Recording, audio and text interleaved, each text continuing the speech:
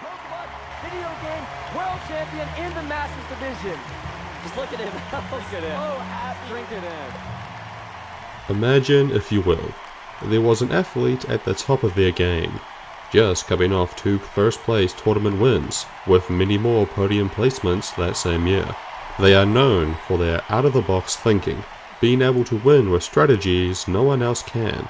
Both their analytical and decision-making are bar none in this sport, and as such, are regarded as the greatest competitor by many. Beyond that, they are the main spokesman for that sport, though unofficially, being one of the main contributors to the scene experiencing a massive surge of popularity. Imagine then, the owners of this sport, and of the most popular franchise in the world, are making a documentary of that sport with this great player in the starring role. A story spanning a year, covering the journey to the biggest event in the sport's history. The only problem is that this isn't that great player's story to tell, nor is it the story this benevolent company wants to make. If it isn't obvious by this point, the player I am talking about is Wolfe Glick. The company is, well, the Pokemon company, and this documentary is The Road to Worlds Video Game Championships. A documentary that fails on all fronts on what it sets out to do, making a mockery out of those in it, the sport they play, and me for spending 2 hours watching this I mean, me for wasting my time on this. Why was I so goddamn excited? It makes me so mad I want to smash something. Like maybe the like and subscribe button at the bottom of this video.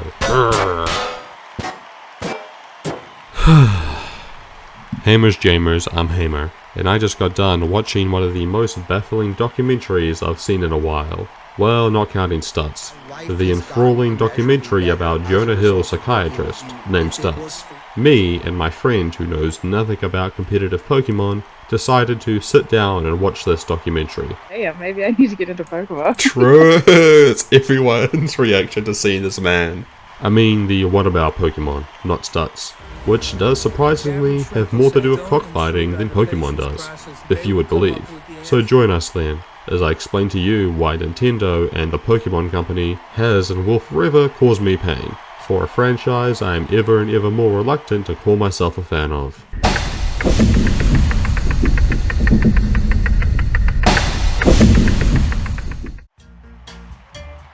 Part 1. I have a question for you. What's the most important part of Pokemon? No, this isn't some trick question. The answer is obviously Pokemon. Now that you're hot off a trivia win, here's another question. What's the most important part of competitive Pokemon, known as VGC? There's more nuance to this question, but you'll be right again if you said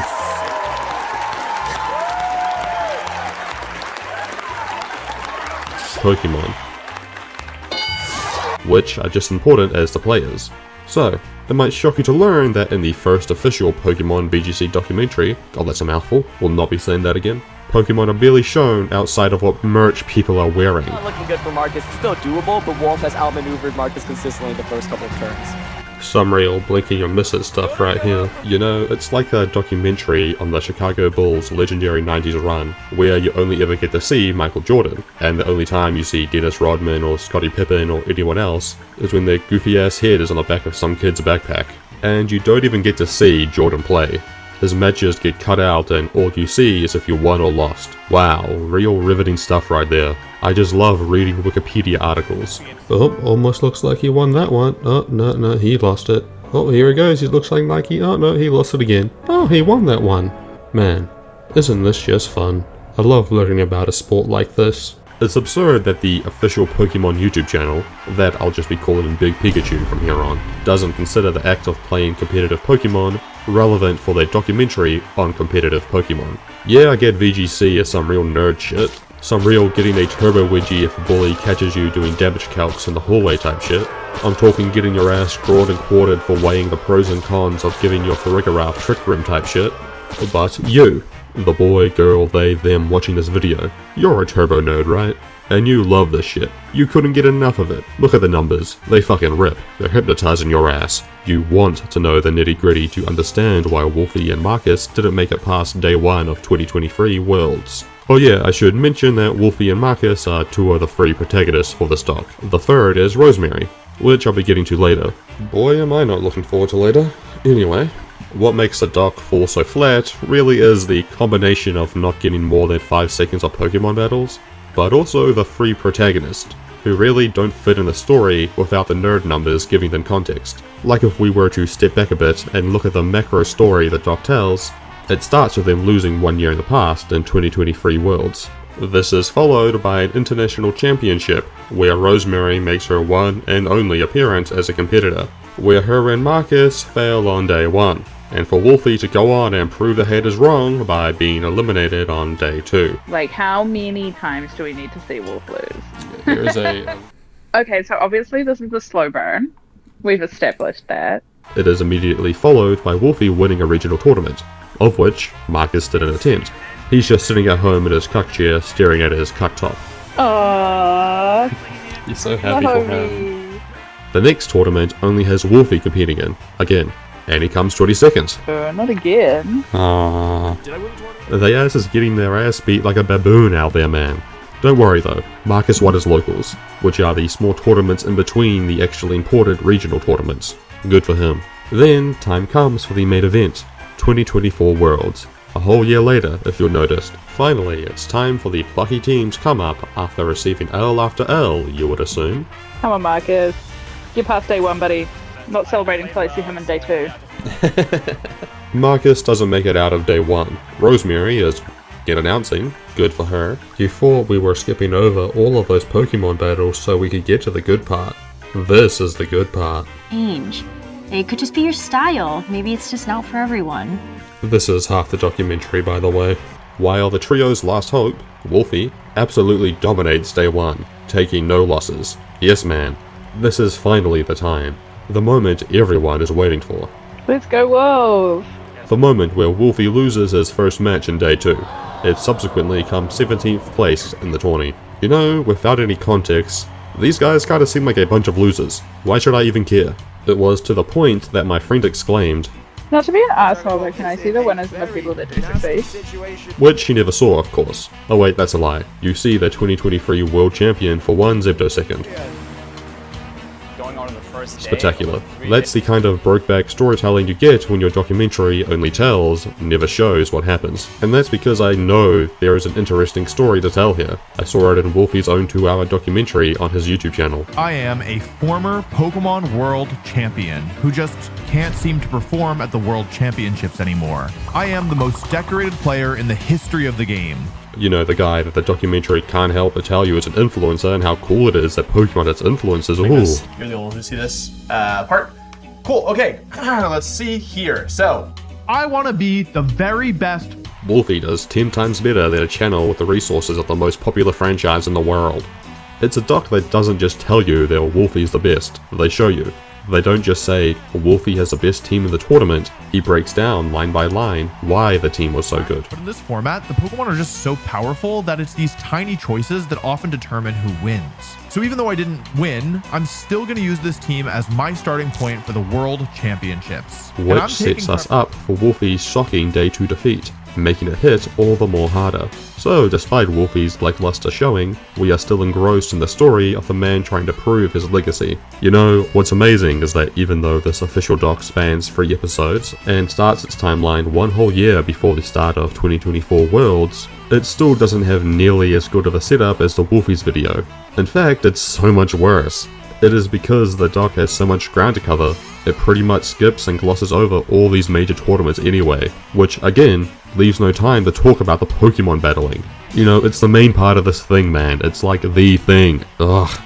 Or, as my friend put it, The whole documentary seems to be based off the premise, an understandable premise, that everybody understands the fundamentals of Pokemon, right? There's been very little to no focus on the actual strategy of the game itself, what considerations they're weighing up, but I've never played competitive Pokemon. Also, there's so many more Pokemon than people who, have a general understanding of what the game is like, would be able to think about. Part 2. No, I don't care about the commentator's life story. Continuing on with the doc, we're getting to the part that perplexes me not just on a VGC level, but also confuses the small part of my brain that's normal, as pointed out multiple times by my friend who is the most normal person I know from Normal, Illinois.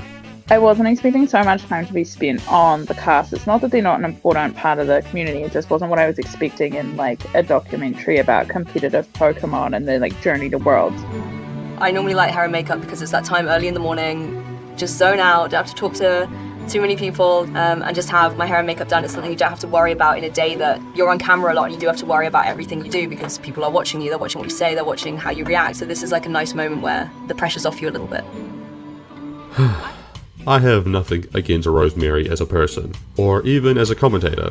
I think she's great. I've seen many tournaments where she has been the main commentator for. She is both a phenomenal analyst and is able to pop off exactly when the moment is right. Into this Iron Valiant is going to be enough to secure the knockout here. You see the headset come off and Yuta knows this might just be all she wrote. This Pelipper, this last bastion of hope here for Yuta. And I think her story in the doc is both tragic and beautiful. I was honestly rooting for her the whole time. I think that was my first taste into what that really meant on a larger scale than playing Pokemon in your bedroom by yourself or even trading Pokemon. My original plan when I graduated from college was to go right into a PhD program, but I had a very serious life event that stopped me from doing that or turned me away from the idea of committing to a 6-year program. There is one small issue though. Why the fuck are we following the life and times of the shoutcaster? It's like if Quarterback, an American television documentary series developed for Netflix, the National Football League, NFL, starring Patrick Mahomes, Kirk Cousins, and Marcus Mariota, that had in between scenes of Patrick Mahomes preparing for a game, we cut to the morning routine of John Madden, going from when he gets out of bed, to brushing his teeth, to his daily 40-minute long diarrhea dump. It's not got a damn thing to do with anything about the sport. Who cares? Show me the fucking Pokemon. You're telling me that showing the Free Musketeers getting their third Marg Tower was more important than showing Incineroar once?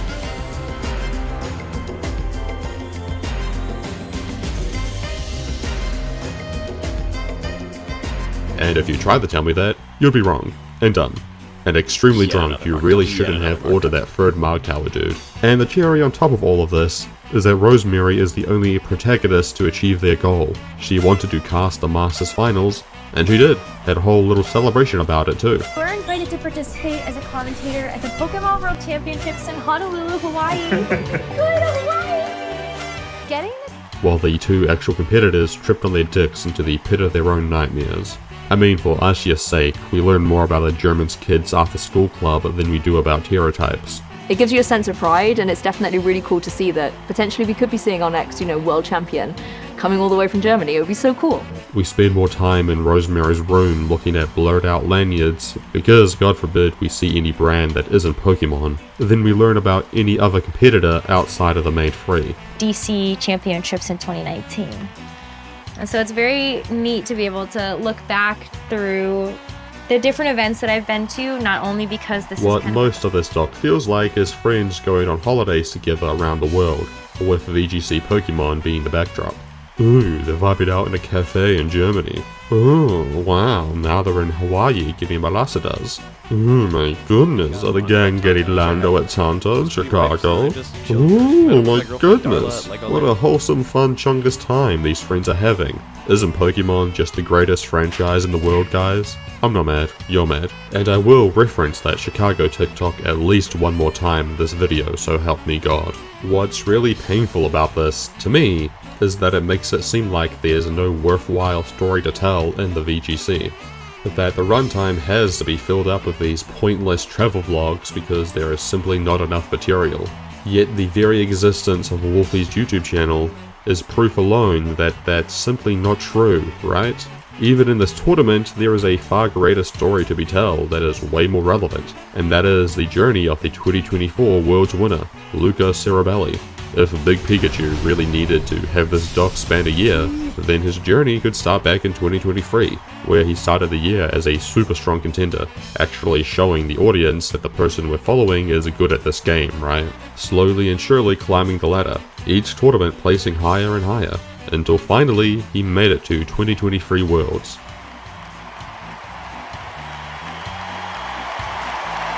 Where he got his ass beat 5 ways from Sunday, and ended up coming 93rd place.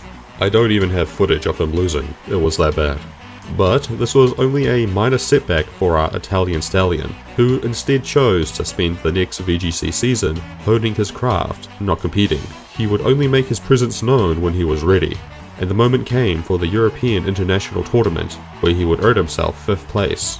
Following that, he would get 2nd place at a regional, barely being beaten out. Then, finally, after 1 whole year, he would end up winning the grand prize at 2024 Worlds. We're gonna see Luca Cannavelli become your 2024 Pokemon World Champion! Italy does it again! That's only a brief overview of the story, and has quite a few Amoonguss-sized holes in this telling. The role Pokemon play in every VGC's player journey can never be understated. Not to get sappy, but even a cutthroat environment where only the best Pokemon can survive, like the VGC, competitors still have their favorites that they will try to squeeze into a team like a rich man entering heaven. You can see it with Wolfie and his toxic yaoi relationship with Incineroar. Why Incineroar is the best Pokemon ever made. To do this, we need to start at the beginning. Not the beginning of Pokemon, but the beginning of our nightmare. Or his teenage goth heartthrob, Gothitelle. Explaining these relationships is pretty hard if you've never seen a VGC battle, which is probably why the official doc never even attempted it.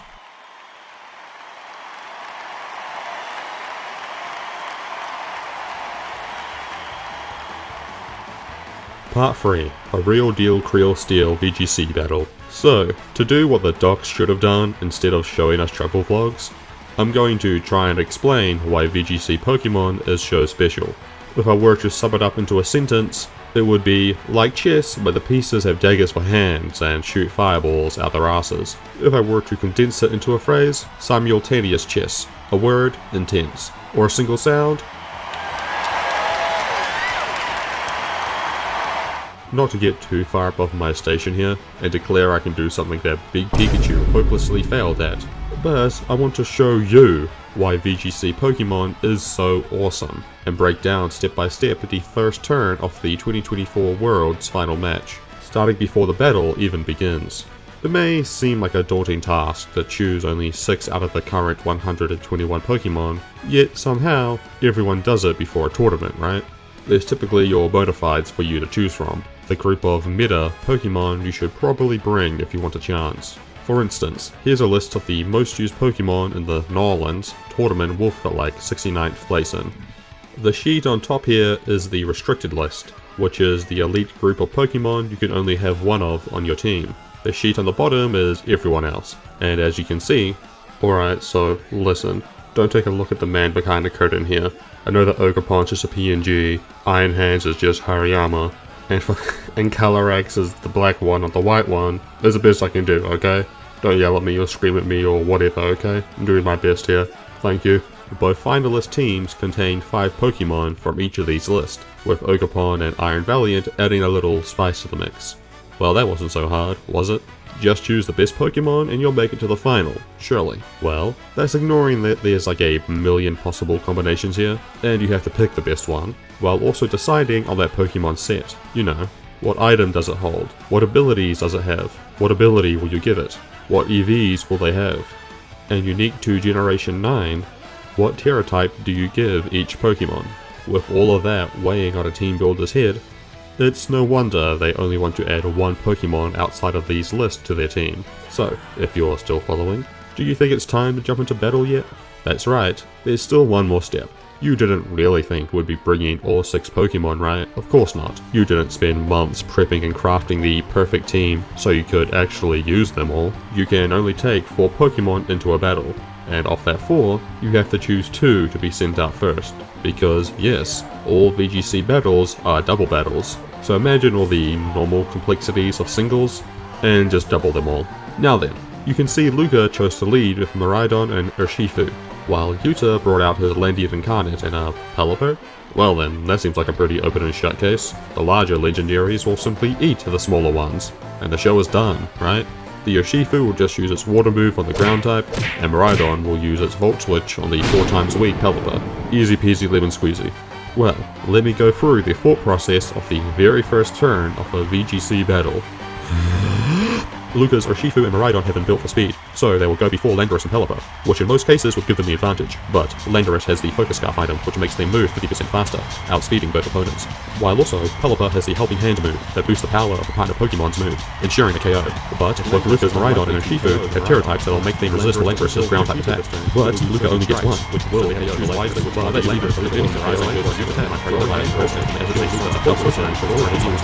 and that's not even considering that. Miraidon switches to Iron Hands. Landorus terraforms into Ghost type, using a Sludge Bomb into the now non-effective Iron Hands. Urshifu uses Surging Strikes on the Landorus, getting a one-hit KO. Now then, are you ready to go through all of that for turn 2? That's the Real Deal Creel Steel VGC experience, a metaphorical powder keg that has been brewing for months, exploding forth in a volley of pure bombastic adrenaline. Much like my very real nightly visits to my life-size plush of Lucario out in my shed. It's that time of the night again, my sunshine. VGC is an experience unlike any other esport I've seen.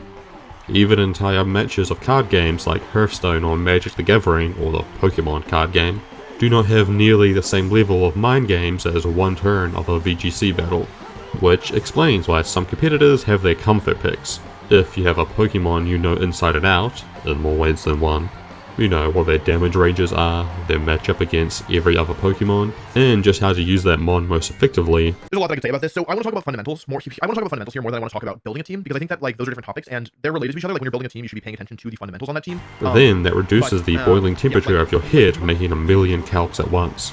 Calcs is short for calculations, for those of you just joining us. And like sound off in the comments your favorite VGC stories or Dark Horse Pokemon, because there's just so many great examples. You know, Pachirisu at World, anything Ray Rizzo does, the list goes on. Yet whatever you wrote down is something that never gets covered in the doc. You only ever see brief glimpses of what is possibly behind the curtain. But if the VGC documentary doesn't have enough time for VGC Pokemon, then what does the doc spend its 2-hour runtime on, you may ask? And if I may be blunt, a whole crock of tomfoolery and hoo-ha, that's what. Part 4. The brand comes before all else. Let's be real for a second. If you are familiar with VGC at all, you know the reasons these 3 axes of power were chosen, and why this documentary feels more like a brochure on the vibes of VGC than a love letter to the sport. It was super inspirational to me to see somebody not only get a Worlds invite that was a woman, but also just continue to compete with some of the best. And then I saw you transition to casting. Because we got the man with the goddamn world champ difference and his 2 compadres, baby! Wolfe is a man who is solely responsible for getting millions of people into VGC Pokemon. And honestly, if you're watching this video, I assume you've already seen one of Wolfe's beforehand, one of the overall strongest competitors in the scene, and also overall greatest smile on this side of the Mississippi. He is the unofficial face of the competition, any random match he's in getting more views than even the grand finals of tournaments. If Big Pikachu is going to showcase anyone in the first VGC documentary, it was always going to be Wolfe, regardless if they had an interesting story to tell with him or not. Owen, Marcus, and Rosemary are pretty cool too. You know, I've been glazing Wolfe for a minute here, and I don't really have anything to say about the other 2. Honestly, I'm kind of feeling like an asshole right now. Anyway.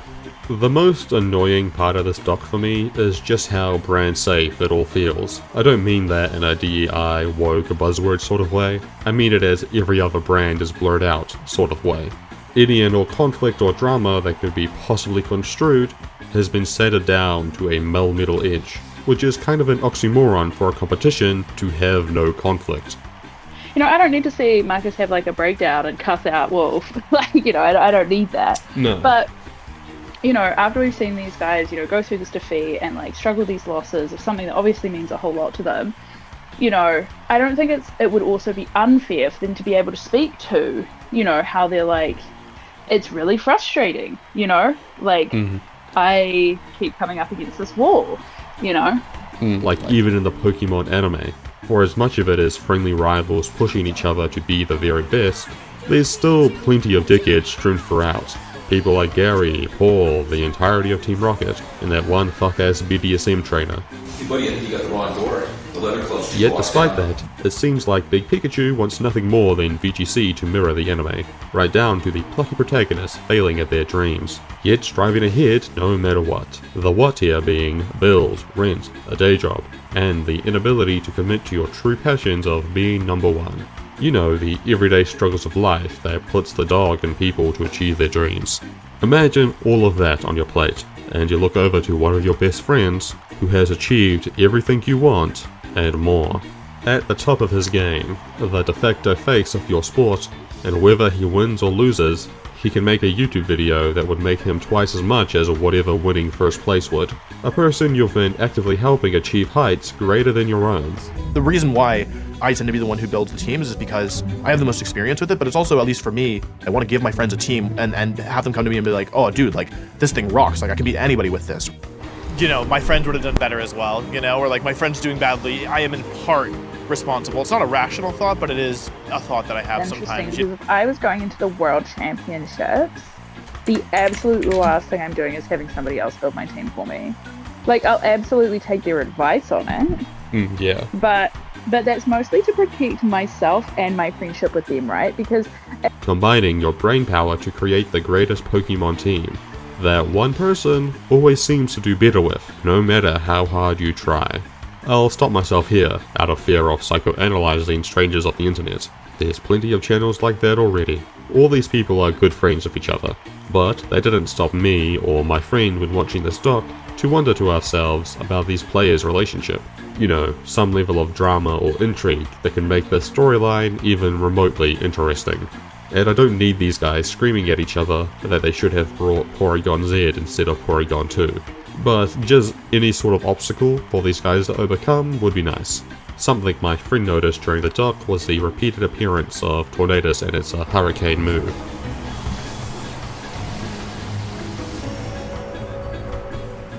not the double tornado.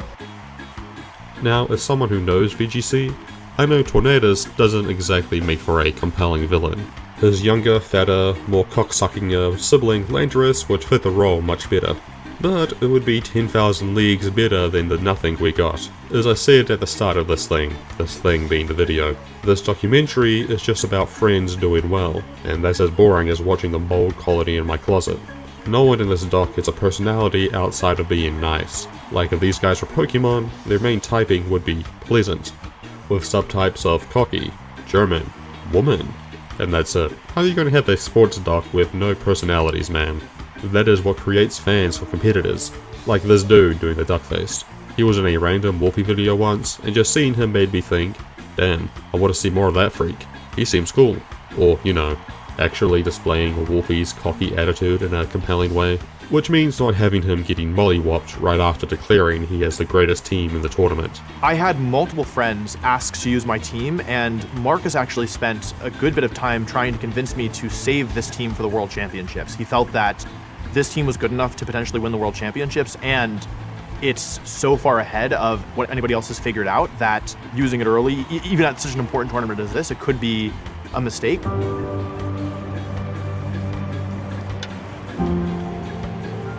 This dude is a little VGC gremlin, and I think it would do wonders if the doc showed any of that. Anyway, I'm gonna start repeating myself soon if I haven't already, so I want to give a summary. First off the rip is that it barely has any Pokemon in it, which absolutely bewilders me every time I think about it. There's not a single interesting personality. My friend only attached to one person, and that's because he gives off wet puppy that just fell into a puddle of mud shit and piss vibes, an utterly boring affair that doesn't even create interest for the game it supposedly loves. The act of playing VGC gets skipped by at every opportunity. And lastly, the storyline sucks. There's no payoff for all the documentary builds up. The only person who achieved their dream was the commentator, for Christ's sake. Or for Arceus' sake, sorry. Don't mean to blaspheme. Anyway, if you got this far into the video, thank you. If you like this video, I make one about once a month now. So make sure to like and subscribe and comment and all that shit that will make you look good in the eyes of God. And I am honestly curious what other people think about this doc, because I just felt so crazy while watching it. I had to force my non-Pokemon obsessed friend into watching with me to confirm it was even real. So if you guys got any thoughts, I'll read them. I got nothing better to do. At least not until the new Pokemon game comes out, which I'm not gonna play. I'm just going to complain about the price on Blue Sky like everyone else. Speaking of, here's a bunch of links to some shit. Follow if you want. I post funny sometimes. Well, I'll be going now. I'm going on a date to the Museum of Ice Cream with my husband and divorced wife, Lindsay Jacob Ellis. See ya. The Museum of Ice Cream, which was actually pretty dope. She's so precious. Then we got hungry, so I made pesto aioli to put on some Italian hoagies. After a couple rounds of Zathura, we went to the world's largest Starbucks, then met up with